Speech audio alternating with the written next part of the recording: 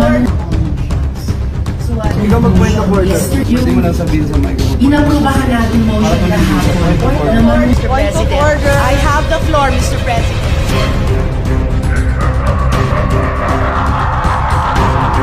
Nahuli kam na, nagpapalusot pa. Viral ngayon ang video ni Senator Joel Villanueva na tila sinusulsulan daw nito si Senator Amy Marcos para harangin ang paghain ng isang motion ni Senator Risa Ontiveros. Ito ay bago nagkasagutan na ang dalawang senadora sa kasagsagan ng debate sa impeachment ni Vice President Sara Duterte at ito ang naging depensa ni Senator Joel Villanueva. Narito ang buong detalye. Ngunit bago tayo magpatuloy, huwag kalimutang i-like, share, subscribe, and click the notification bell for more updates and more upcoming videos.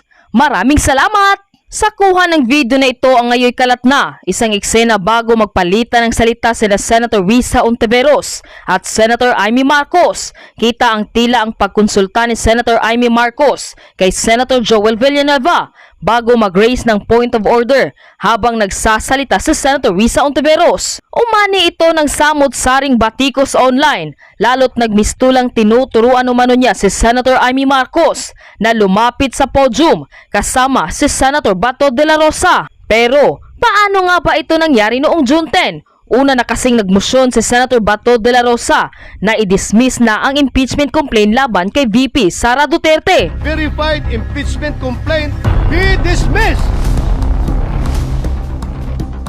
in the spirit of true action.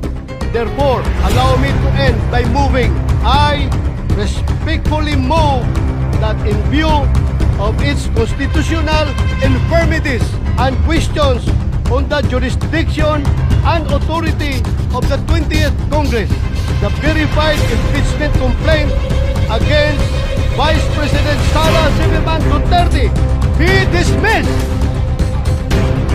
Tinangka naman ni Senator Bongo na magsalita pagkatapos niya na sinubukan namang pigilan ni Senator Risa Ontiveros. Matapos isuspindi ang sesyon, sinubukang i-move ni Senator Risa Ontiveros na wag munang magpamosyon at magpasalita matapos ni Senator Bato de la Rosa dahil nakabinbin pa rin ang dapat sanay panunumpa nila bilang senator judges alinsunod sa napagkasunduan nilang mosyon isang araw bago yon. Paliwanag ni Senator Joel Villanueva, lagi raw siyang natatanong sa floor at nag-procedure question lamang si Senator Amy Marcos. Sa patong-patong na naging motion, pwede daw ang mag-point of order. Matatanda ang dati ng naging majority leader si Senator Joel Villanueva na anak ni Jesus is Lord Church founder, Brother Eddie Villanueva. Maging si Attorney Jesus Francis, nag-react din sa video. Sabi niya, sinusulsulan daw ni Villanueva si Senator Amy Marcos para guluhin si Senator Risa Ontiveros. Depensa naman ni Villanueva,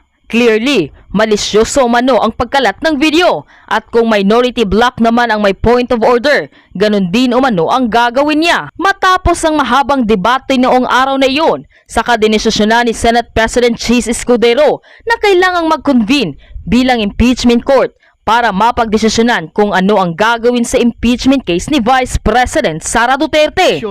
Therefore, allow me to end by moving.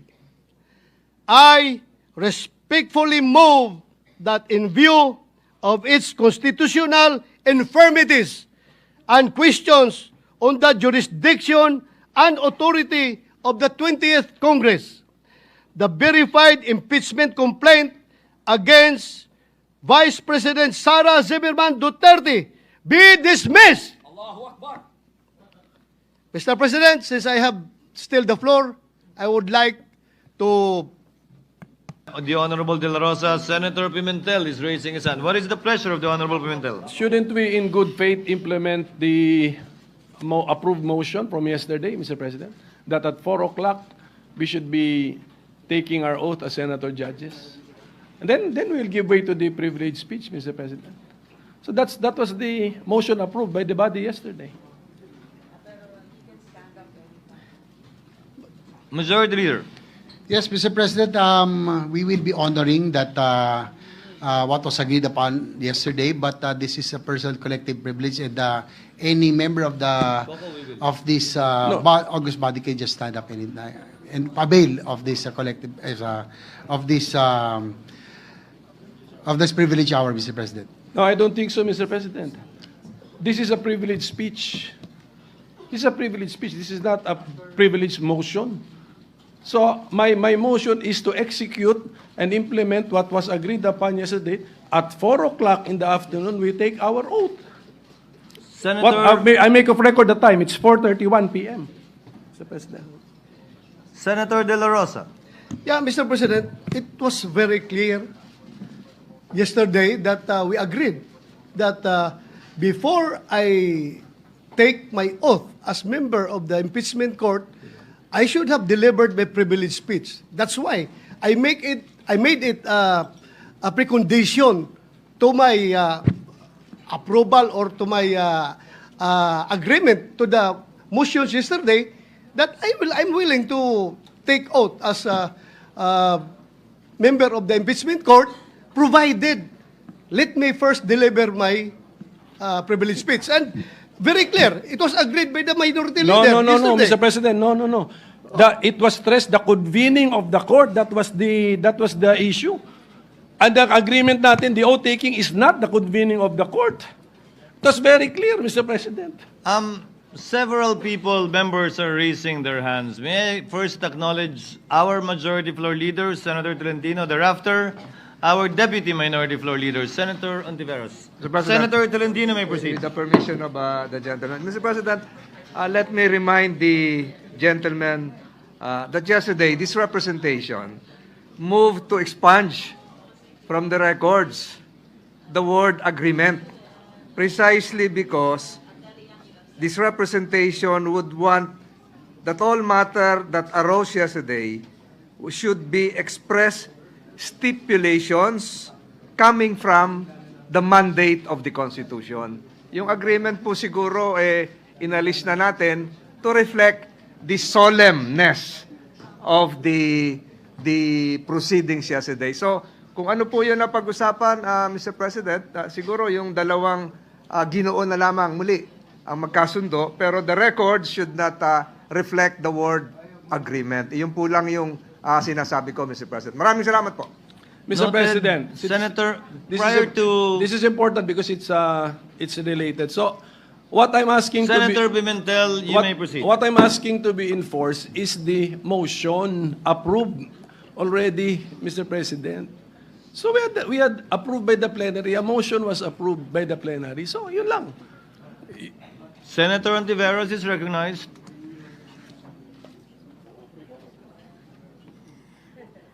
I second the motion of the minority leader, Mr. President. The motion to implement the approved motion. Napakahirap naman po magpatupad ng ganyang kasimple. Mr. President, under Section 3 of our Rules of Procedure on Impeachment Trials, the presiding officer shall administer the prescribed oath or affirmation to the members of the Senate then present and to the other members as they shall appear, whose duty it shall be to take the same.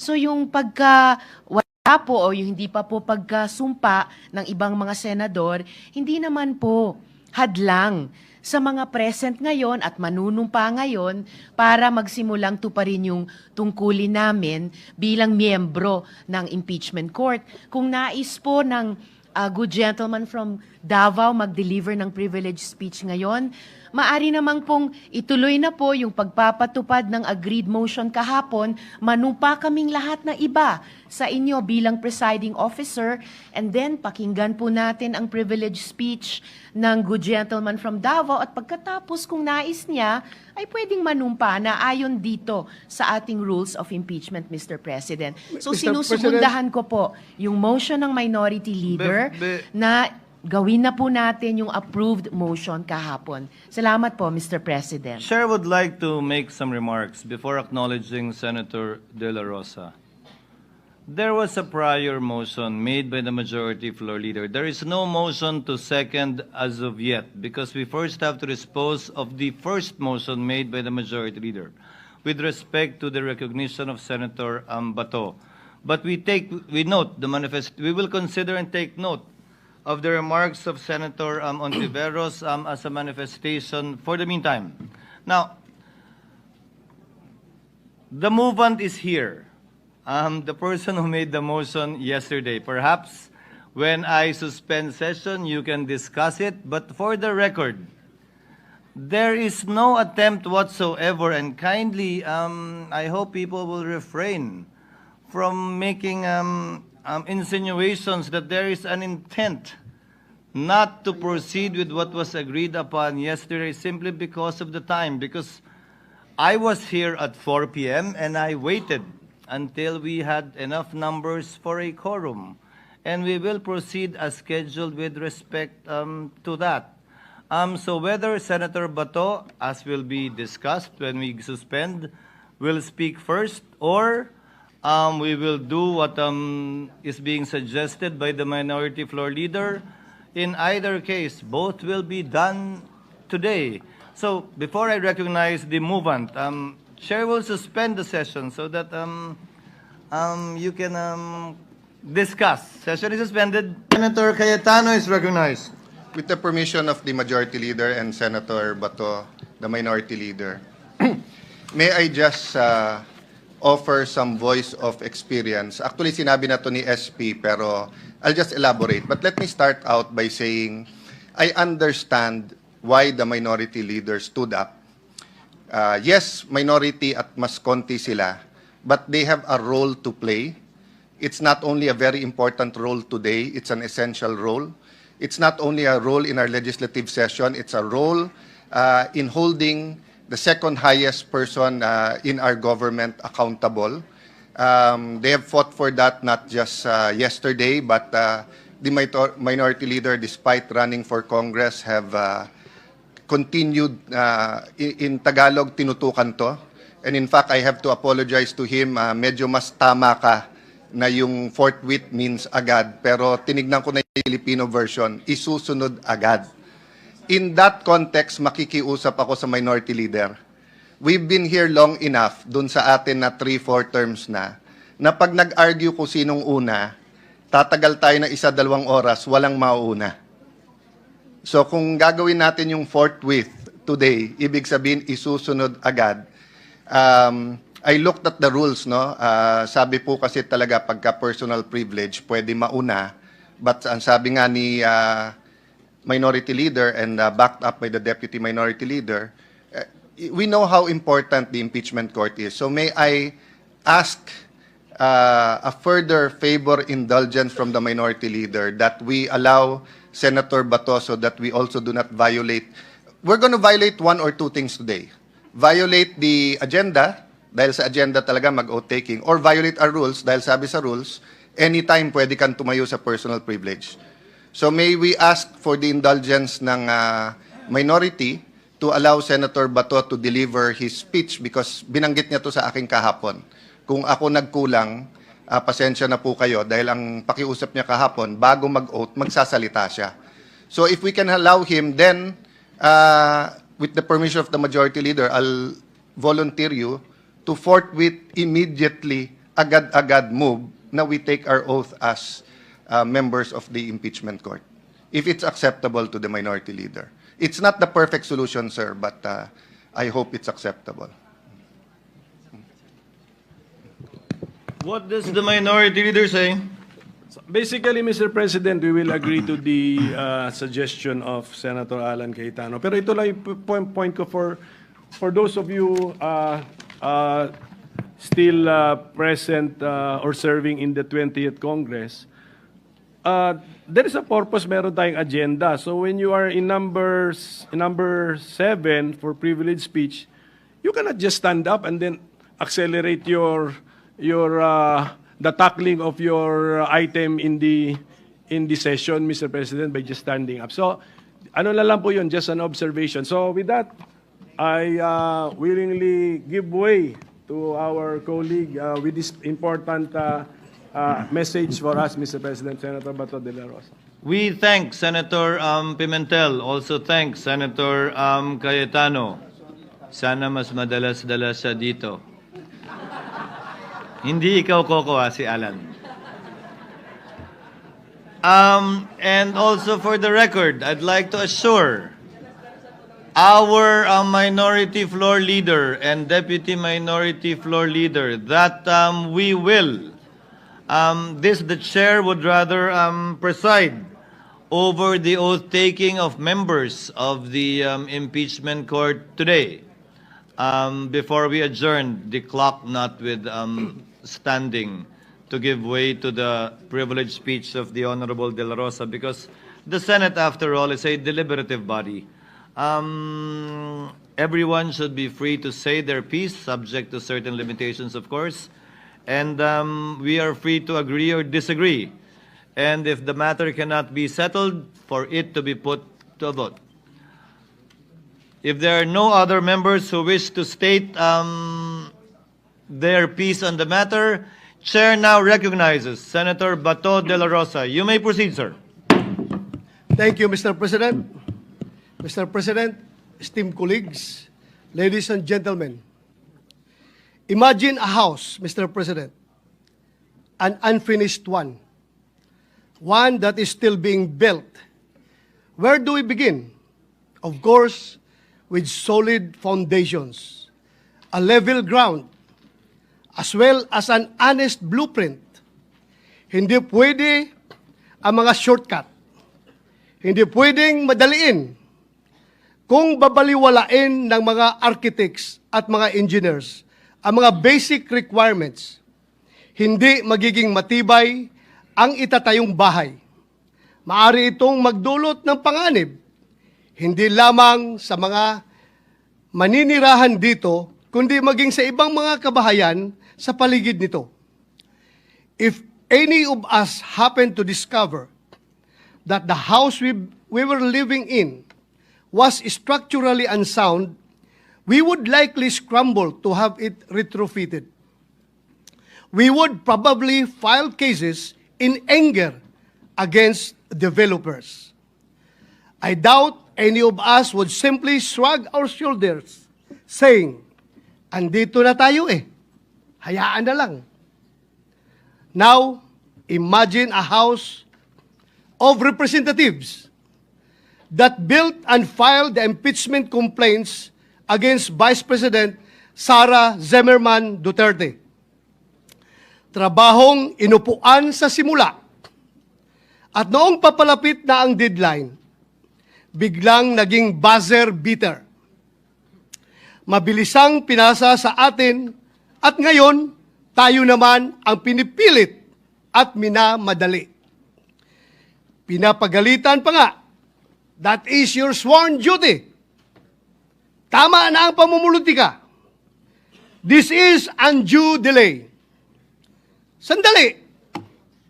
Bakit kaya sa pagkakataon at pangyayaring ito, tila madali lang para sa atin ang sabihing, andito na tayo Andyan na nga Mr. President, the House of Representatives are of the belief that they have built a solid case against Vice President Sara Zimmerman Duterte, prompting them to file an impeachment case.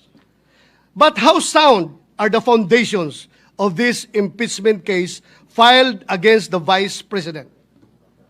Kagaya po ng konstruksyon ng isang bahay, ang proseso ng impeachment ay kinakailangan na nakatungtong sa isang solidong pundasyon.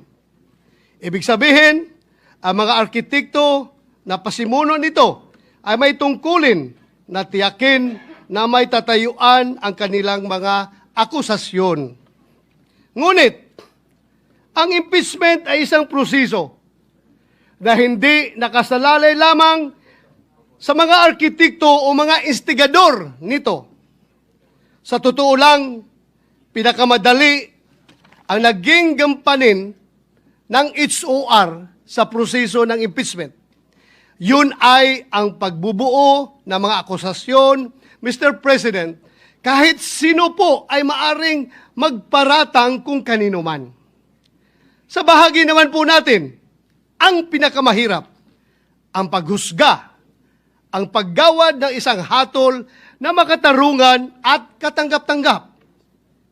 Anuman ang nakatuntong sa mahinang pundasyon ay laging may panganib na gumuho kung ang isang impeachment case ay minadali at nakasandig sa paghihiganti at pamumulitika, ay maihalin tulad sa isang strukturang itinayo sa gilid ng bangin.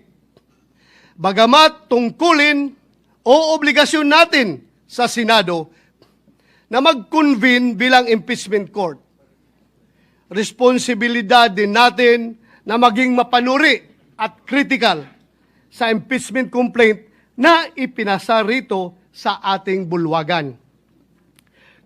As I usher in my 6th year in the Senate, my 39th year in public service, Mr. President, I can say I have gotten better at spotting irony. What we refuse to let happen to our houses, we seem to have allowed our House of Representatives to do in broad daylight, right under our noses, and at the expense of our institution's esteemed reputation. With this, Mr. President, my dear colleagues, allow me to express my serious concerns surrounding the constitutionally unsound foundation of the articles of impeachment that the Senate is set to tackle. Article 11, Section 3, Paragraph 2 of the 1987 Philippine Constitution provides that a verified complaint for impeachment may be filed by any member of the House of Representatives or by any citizen upon a resolution of endorsement by any member thereof, which shall be included in the order of business within 10 session days and referred to the proper committee within 3 session days thereafter. Keeping in mind the aforementioned constitutional provision. Recall that on December 2, 2024, the first impeachment complaint against Vice President Duterte was filed before the Secretary General of the House of Representatives. The second and third impeachment complaints were filed on December 4, 2024 and December 19, 2024, respectively.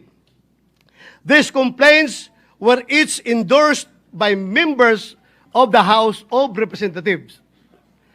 While the Constitution requires that a complaint for impeachment must be included in the order of business within 10 session days, the House of Representatives rules of procedure in impeachment proceedings require the Secretary General to immediately refer the complaints to the Speaker. Despite this, no action was ever taken by the House on the 3 impeachment complaints filed. Hindi po ito simpleng pagkalimot, Mr. President. Ito po ay tahasang pagsantabi ng kanilang internal rules at constitutional provision. Sinadya po nila na baliwalain ang konstitusyon. Maliwanag po ito sa mga naging panayam kay House Secretary General Velasco. In media interviews, the Secretary General publicly disclosed that the members of the majority of the House of Representatives asked him to withhold the transmittal of the impeachment complaints to the Speaker. Their goal then was to give themselves more time to decide whether or not to file another impeachment complaint. Pinaghintay po ng mayorya ng House of Representatives ang 3 impeachment complaint. May ganyan po ba silang kapangyarihan? Tila po, ito ay matatawag na grave abuse of discretion. Then, on February 5, 2025, more than 2 months after the first impeachment complaint was filed, the House of Representatives took the fast-track route according to Secretary General Velasco. Kung ang tatlong naunang impeachment complaint ay pinadaan sa EDSA, mukhang sa Skyway po ang piniling landas ng House para sa pang-apat na impeachment complaint para maiuwi ito sa Senado.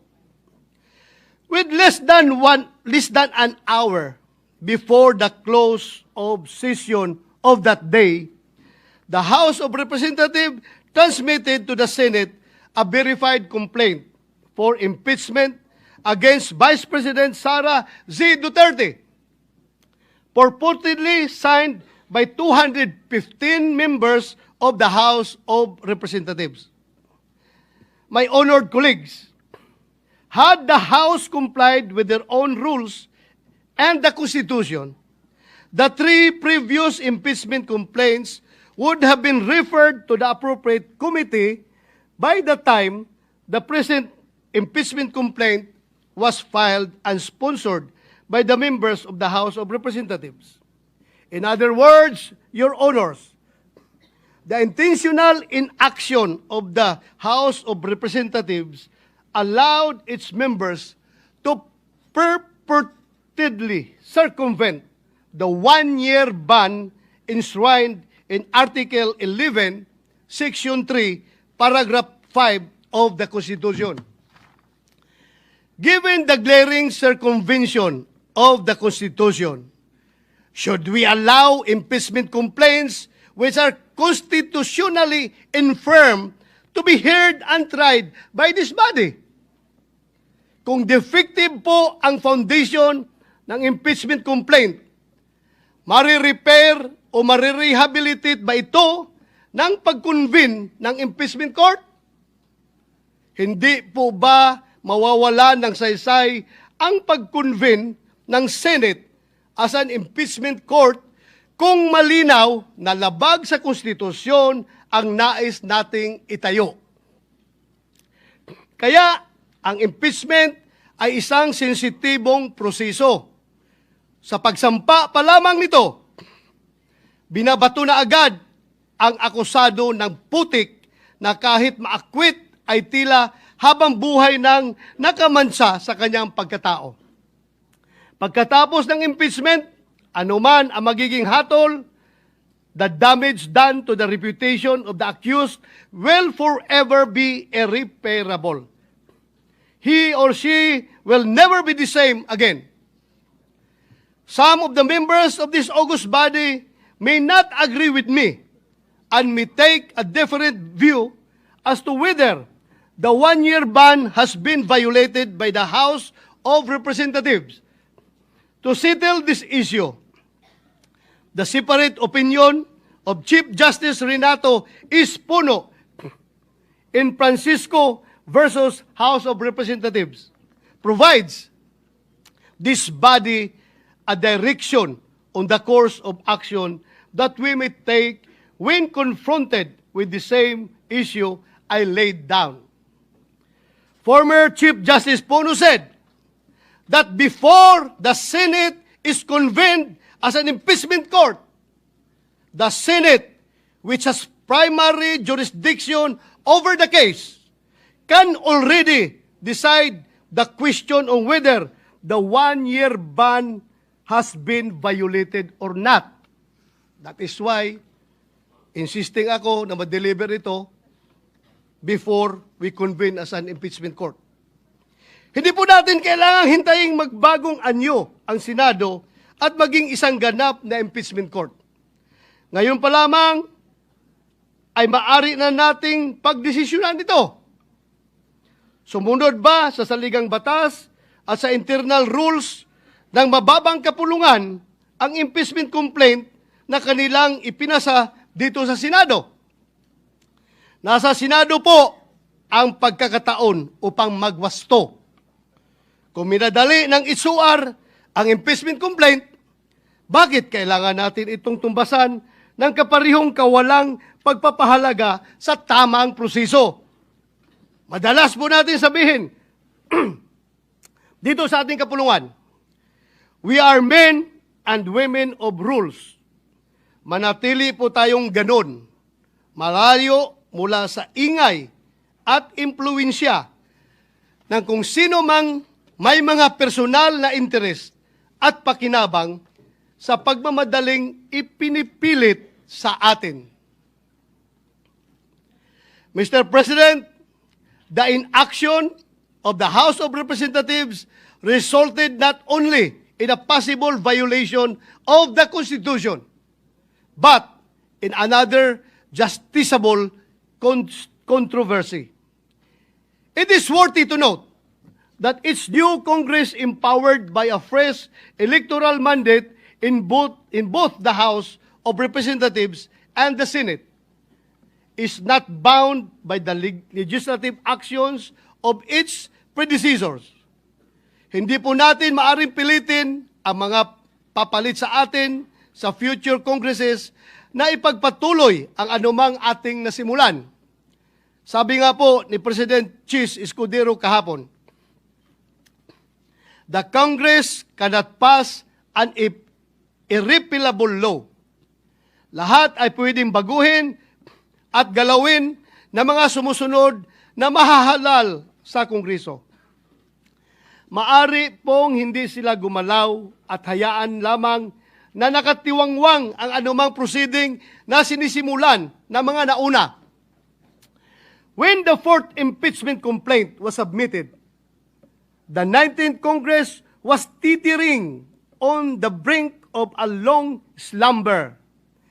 The Senate is now being urged to convene with only 2 session days, 20 days remaining before the 19th Congress closes. Hindi man po ako abogado, alam ko pong walang kaso, mapasibil, administrative o kriminal na dinidinig sa loob lamang ng isang buwan. Naghihingalo na po ang buhay ng 19th Congress. Bakit po natin ipipilit pa kung ang pintuan ng 20th Congress ay malapit nang magbukas? Malinaw naman po sa ating Rules of Procedure on Impeachment Trials, kailangang isumon ang person impeached para paharapin sa Senado. Kailangan din siyang bigyan ng 10 araw para mag-submit ng kanyang answer. 5 araw naman ang ibinibigay sa mga prosecutor para mag-file ng kanilang reply. Kaya po, kahit mag-convene ng impeachment court, bukas, summon at pagtanggap lamang sa pleadings ang kayang magawa ng 19th Congress. Sigurado na po tayo na ang trial kasama ang pagrepresenta ng ebidensya ay magaganap sa 28th Congress, kung saan bago na po ang komposisyon ng Senado at mababang kapuluan. Because of the change in members, questions are being raised on the jurisdiction of the 20th Congress to carry on with an impeachment trial commenced in the previous Congress. Should the 19th Congress convene an impeachment court, what assurance exists that the 20th Congress would continue the trial? Without such assurance, any efforts by the 19th Congress would constitute a significant waste of government resources. Even the authority of the House of Representatives to continue prosecuting is being questioned since the said complaint was filed by a House of a different composition. In fact, some of those who signed the complaint failed to secure a seat in Congress in the recently concluded elections. Mukhang kailangan po natin ng positive act from the 20th Congress House of Representatives na kanilang itutuloy ang impeachment complaint na ginawa ng 19th Congress House of Representatives. Mr. President, the constitutionally given power and mandate of the Senate to try and decide all cases of impeachment is an immense responsibility that must be exercised in good faith with sincere intention to fulfill a solemn oath, not with haste, but with careful circumspection, mindful of both the political and legal nature of the exercise.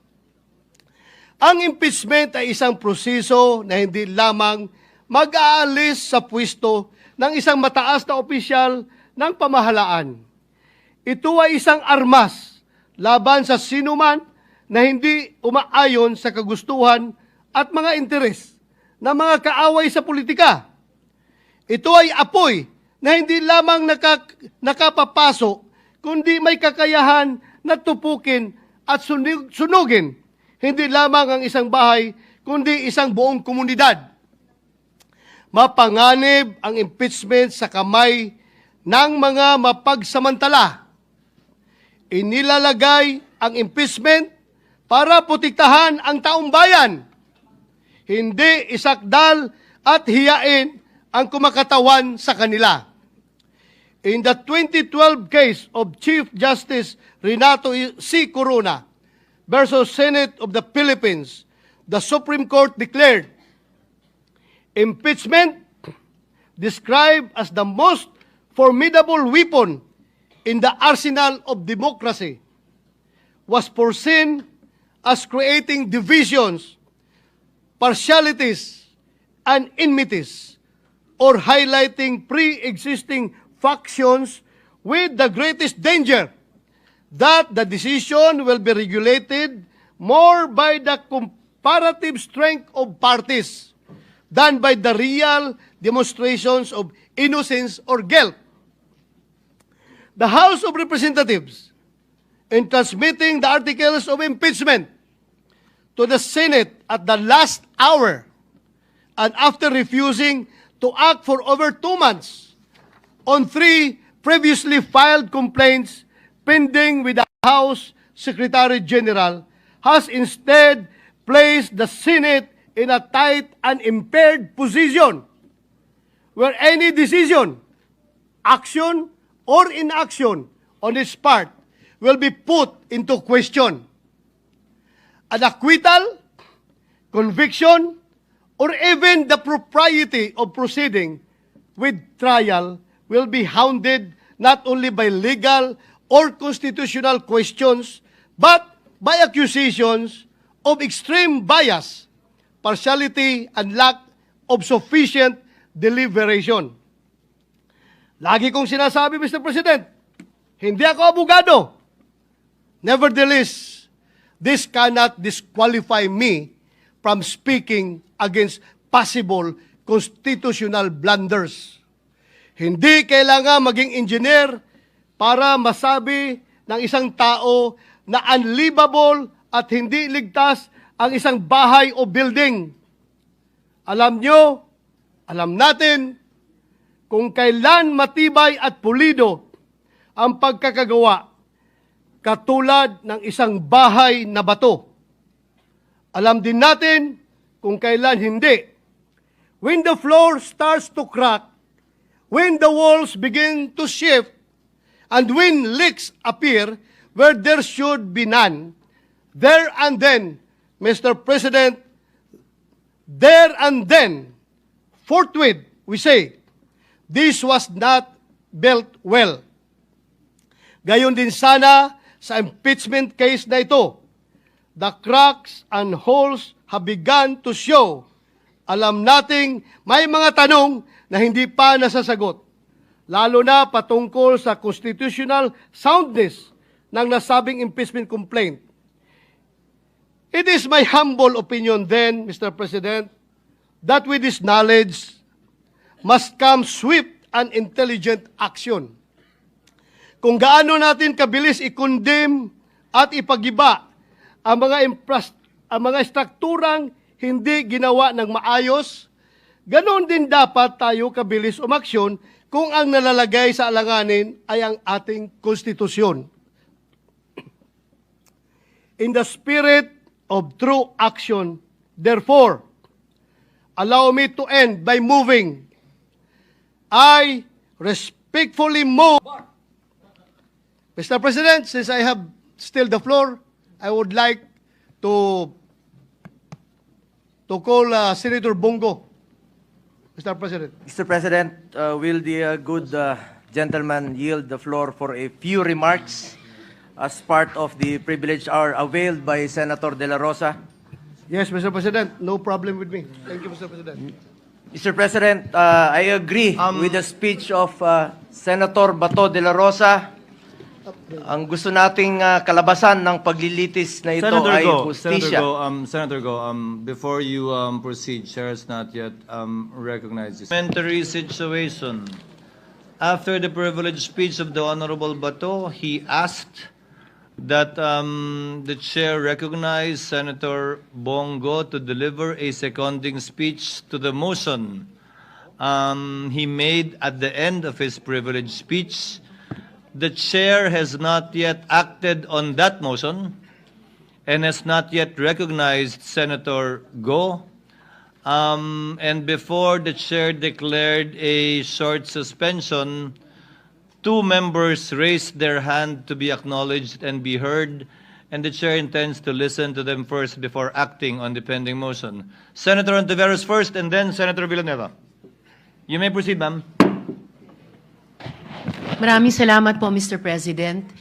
Immediately after the speech of the good gentleman from Davao, I move that any interpellation or any action, any seconding speech on the privileged speech be suspended momentarily after his speech to allow us to take our oath, which was the subject of the approved motion yesterday, and again, which was the subject of the approved motion yesterday, which is an offshoot of a question of privilege, which takes floor, Mr. President, A point to of make order, way Mr. President. for Session- taking of the session oath is before the suspended. presiding officer. What is the point of order of Senator Marcos? Yes, thank you very much, Mr. President. Duly noted, but the Chair has not yet acted on the motion, and there has been no objection as of yet. We will address the motion of Senator Bato, as the Chair said earlier, after we hear from Senator Villanueva now. With all due respect, Senate President, the Deputy Minority Leader is proposing yet another motion on top of the pending motion. The Chair That will is not allowed. The Chair has not yet acted on that motion and will not yet so act on that motion. And we'll be making a ruling after we hear from all of those who raised their hands earlier. So, with the indulgence of Senator Marcos, can we hear from Senator Villanueva? Thank you very much. And then the Chair will rule on the pending matters. Senator Villanueva is recognized. Thank you very much, Mr. President, distinguished colleagues. Mr. President, if I hear it right, the movant made a motion to dismiss the impeachment complaint, if I heard it right, Mr. President. Mr. President, may I just place on record that this representation respectfully object to that motion. Mr. President, for various reasons, Mr. President, that this representation would like to raise on the floor, Mr. President.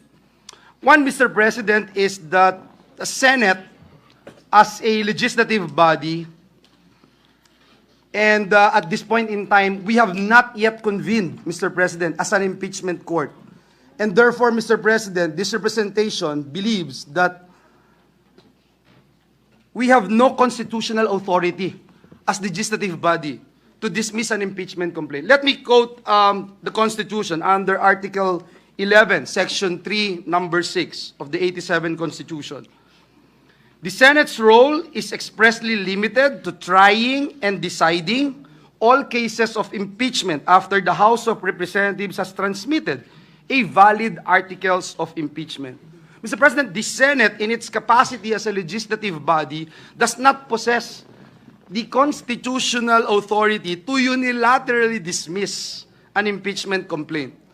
And under the constitutional framework, the Senate assumes a distinct and separate function when acting an impeachment court. Please don't get me wrong, Mr. President. In fact, a lot of the statements made by Senator Bato de la Rosa, I share. I shared the sentiments, Mr. President. In fact, Mr. President, when the impeachment case was filed or the articles of impeachment were transmitted here in the Senate an hour before we adjourned, Mr. President, before our break, a week after, more than 380 pages, Mr. President, of annexes ang dumating po, Mr. President. So, dun pa lang, Mr. President, I agree with Senator Bato's statement na somehow minadali or tignan natin. But again, Mr. President, my only concern here is that we have not yet convened as an impeachment court.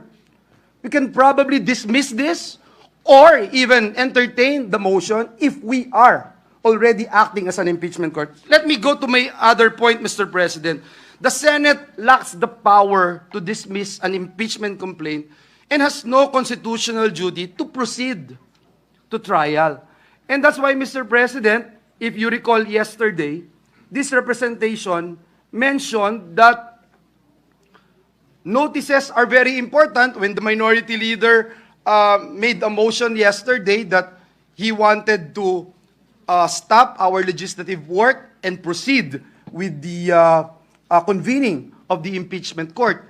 And he made mention about the calendar of activities, kung kailan magsisimula, ano yung timelines, etc., Mr. President. And that's why I objected again, Mr. President. So in the name of consistency, Mr. President, let me again state for the record, the power of initial determination belongs solely to the House of Representatives. You and I, Mr. President, were members of the House for quite a long time. And we talk about it all the time, that it is the sole power of the House to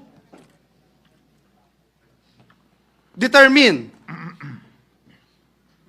kung yung impeachment or articles of impeachment na itatransmit sa Senado ay mayroong required votes, etc., etc., at ang tanging sole authority naman ng Senado is to act as an impeachment court, not, Mr. President, not as a gatekeeper of the complaint's sufficiency. Further, Mr. President, it bears emphasis that the framers of the Constitution intended a clear division of roles. House initiates, and the Senate tries and decides. Again, Mr. President, I am not even going to say whether or not I will support the motion of our dear colleague, Senator Bato de la Rosa. I'm just saying, Mr. President, that it should be posed, Mr. President, in the impeachment court. Last but not the least, Mr. President, the Senate as a legislative body, or even when it sits as an impeachment court, Mr. President, ito po yung ating posisyon, may not dismiss the impeachment complaint due to change of Congress. Impeachment, Mr. President, is a political discretion. It's not a political discretion, but a constitutional mechanism rooted in the principle that public office is a public trust. Alam na po natin lahat yan bilang mga lingkod bayan. Yung sinasaad ng 87 Constitution, which provides public office, is a public trust. Public officers and employees must at all times be accountable to the people. This duty, Mr. President, is not suspended, nullified, or extinguished by the expiration of the legislative calendar or the transition to a new Congress. But again, I also believe and support the statements made a while ago by Senator Bato de la Rosa. Yung pong functus officius ng Senado, hindi ho applicable sa atin dahil kalahati nga ho sa atin dito, magiging parte pa rin ng impeachment court, parte pa rin ng Senado. Pero doon po sa House, hindi na. So kailangan talaga na malaman natin kung sila'y interesado pa doon sa impeachment na kanilang i-final. Mr. President, just this morning, if I don't know if this morning or last night, I saw an article. I'm not sure if it's Justice Ascuna or Attorney Divina saying that the House must actually do something, whether at least, the very least, is to pass a resolution authorizing, Mr. President, their representatives, their prosecutors, that they are indeed have the blessing of the 20th Congress. Kaya po, muli, Ginoong Pangulo, ang aking pag-object doon po sa motion ng ating kagalang-galang at kaibigan, Senator Bato de la Rosa, ay base po sa mga binanggit ko po na mga reasons. Maraming salamat, Ginoong Pangulo. Before the chair makes a ruling, Senator Bato. Yes, Mr. President. I just would like to share this august body, the basis for my motion. According to Chief Justice Renato Puno in Francisco versus House of Representatives, a number of things can be done before the Senate is convened as an impeachment court. For example, the Senate, which has the primary jurisdiction over the case, can decide the question of whether the one-year ban has been violated or not. Likewise, the Senate can decide whether the complaint on its face has any legal basis. Mr. President, if I may. So as not to belabor the point, Chair would like to state the parliamentary status and make a ruling. Again, to reiterate, Senator Bato, after the end of his privileged speech, made a motion, but before the Chair could act on that motion, he asked for the recognition of Senator Bato, who wanted to second the motion of Senator Bato at the end of his speech. Before the Chair could act on that motion and recognize Senator Bato, Senator Ontiveros and Senator Villanueva signified their intention to speak. Senator Ontiveros made a motion. To suspend further consideration of the matter at hand so that we can proceed to take our oaths. And then Senator Marcos raised the point of order that there are too many pending motions on the floor and that we should dispose of them, as correctly pointed out by her. Senator Villanueva objected to the motion of Senator Bato. With the permission of Senator Villanueva, hindi ko po ituturing na objection yung inyong sinabi dahil ayon mismo sa inyo, hindi naman kayo tutol dun sa motion ni Senator Bato, kanya lamang. Gusto nyo at sa paniniwala nyo, pwede lamang ito magawa kapag tayo ay isang impeachment court na at hindi bilang isang Senado. Ayon sa authority na kinokot ni Senator Bato, may opinion, may concurring opinion, si dating Chief Justice Puno na pwedeng itong gawin ng Senado. Concurring and dissenting opinion siya sa pagkakaalala ko sa Francisco. With the permission of the gentleman on the floor, the chair is of the considered view that and takes well the position of Senator Villanueva. We will act on the motion of Senator Bato, but as an impeachment court. Yes. We cannot act on the motion of Senator Bato unless we take our oaths as members of the impeachment court. Therefore, once the impeachment court is after we take our oaths and we convene the impeachment court, Senator Bato can reiterate his motion, Senator Go can then second his motion, if at all, and we will proceed to dispose of such motion after we hear from everyone who wants to speak on the matter. Mr. President, just to clarify your statement, Mr. Senator President. Villanueva, before I make a ruling. Yes, Mr. President, you were saying, Mr. President, because the way I look at it, you're saying, Mr. President, that in order for us to dispense with the motion of Senator Bato, we would have to convene? We would have to convene the impeachment court, as you said earlier. Yes, Mr. President, I thank you for that. But in order for us to convene again, Mr. President, and just for the information of our law students and those who wanted to learn from these proceedings, Mr. President, this representation made a statement yesterday that we cannot proceed with the convening of the impeachment court unless we issue notices, Mr. President. And I made mention about it because the minority leader's motion yesterday was to convene and at the same time talk about the calendar of activities, Mr. President. And so I would just like to put that on record, Mr. President, because we are not going to discuss the agenda of the, if we convene the impeachment court. Is that the case, Mr. The President? matters to be discussed requiring notice included the schedule, proposed schedule of the Yes. impeachment complaint, which needed the presence of the parties. However, Because if we can do it by ourselves, for example, Mr. President, just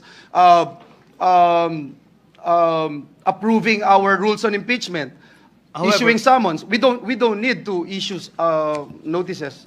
Is that there's- correct, Mr. President? However, there are certain matters that the court can do motu proprio. Yes. And it would perhaps include these matters, which is up for the consideration of the court once we convene. So Thank again, you, Mr. President, thank you. Senator Bato is recognized. Thank you, Mr. President.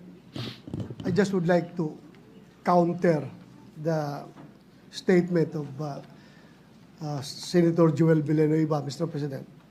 You know, as the good Senate President mentioned yesterday, the Senate dismissed the impeachment complaint against Ombudsman Gutierrez after she resigned without convening the impeachment court.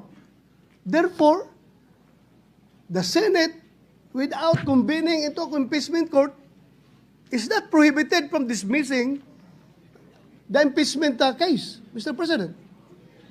It's very clear. When you say iba, iba nga kasi nag-resign. Pero still, the capacity or the legality of the action of the Senate not convened as an impeachment court was not questioned. So therefore, considering this case, I think we can do the same, Mr. President. Mr. President, if I may, Mr. President, this is in reaction, Mr. With the President. permission of the gentlemen who have the floor, Chair will suspend for a few minutes because you will most likely simply engage in a debate because clearly you both have different positions on the matter. Session is. Chair would like to make a ruling with the permission and indulgence of the gentleman who had the floor earlier. Again, to reiterate the parliamentary status. It is the opinion of Senator Villanueva that we can only act on the motion of Senator Bato if we convene if we constitute ourselves and convene as an impeachment court. It is the opinion of Senator Bato that we can act on the matter sitting as a Senate in plenary. While both are considered, while the chair considers both legal and possible and probable, the chair prefers that we convene as an impeachment court first before we act on the motion of Senator Bato, and after we approve the rules, that will be the first item in the agenda of the court after being seconded by Senator Go.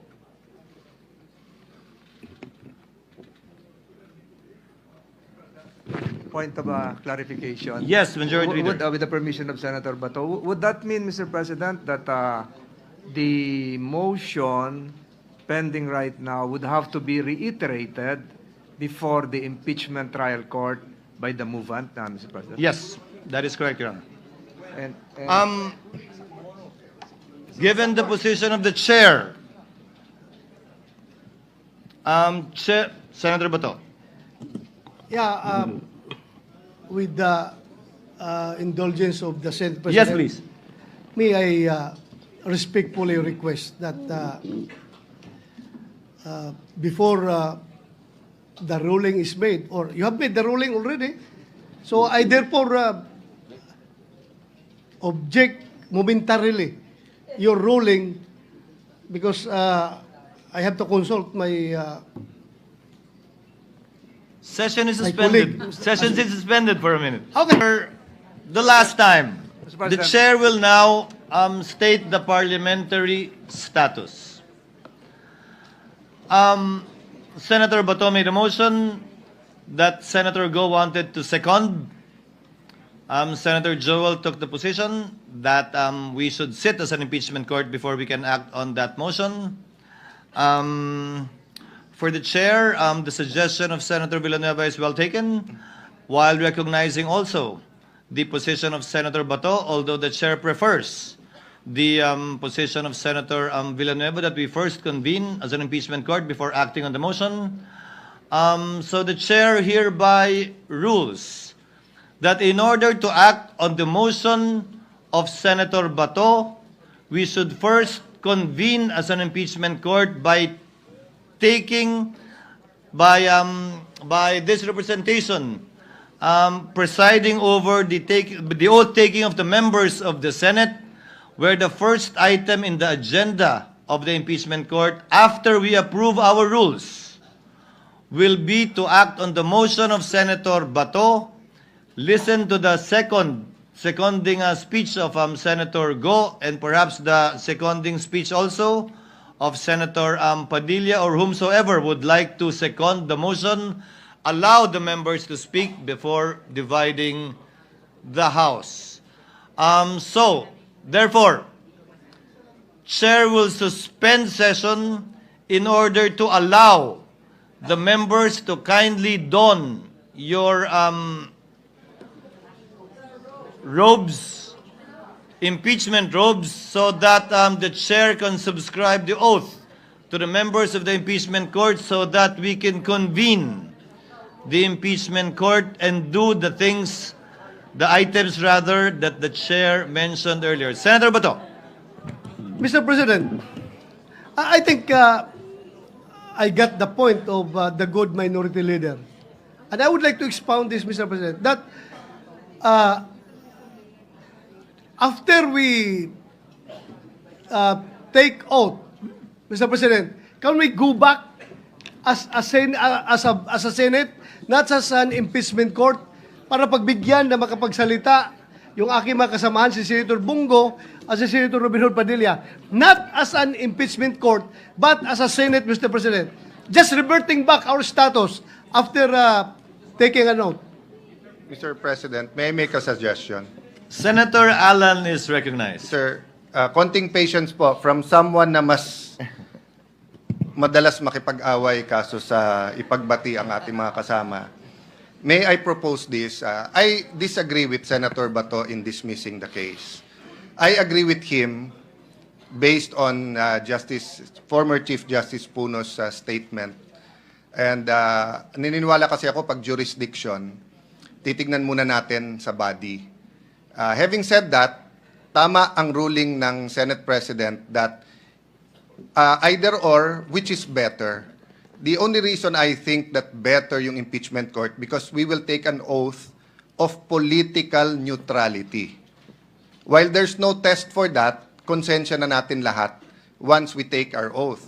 May I suggest, because I think the konting disagreement between my two brothers, Brother Joel and Brother Robin, is may feeling na hindi natin pinapasalita yung iba.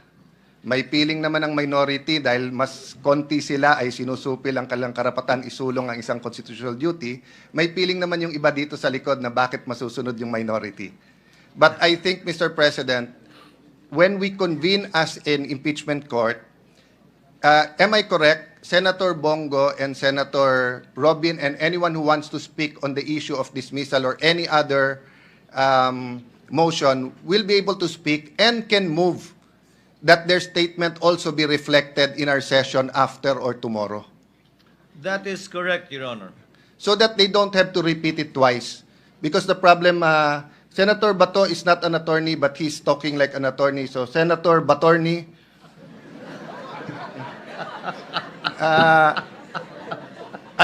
my humble opinion is mas mabuting mag-oath at doon because the statement of Senator Bongo and Senator... Ako mismo, I wanna argue bakit hindi dismiss. If I argue it here now, then I will have to argue again in the impeachment court. But if we argue it in the impeachment court, then move that it also be in the records of the legislative session, then we have both of best worlds, if it's acceptable to you. Yeah? If it's acceptable to you, Brother Robin. Yeah? And to the minority leader. Thank you, Mr. President. The point of Senator Cayetano, accepted by the members so mentioned, is Well taken. Chair now again reiterates its ruling. The chair will suspend the session until 6 p.m. This evening in order to afford.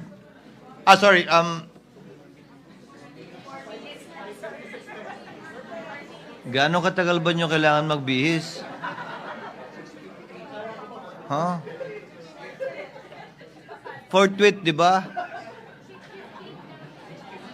6:15 probably, Mr. President. Would be Chair reasonable. hereby orders that session is suspended until 6:15 Thank you, Mr. President. to afford our members time to don their impeachment robes in order for the members rather, to subscribe. Ano? That is your option, to subscribe to the oath, approve the rules, and dispose of the motion of Senator Bato. So ordered, session is suspended.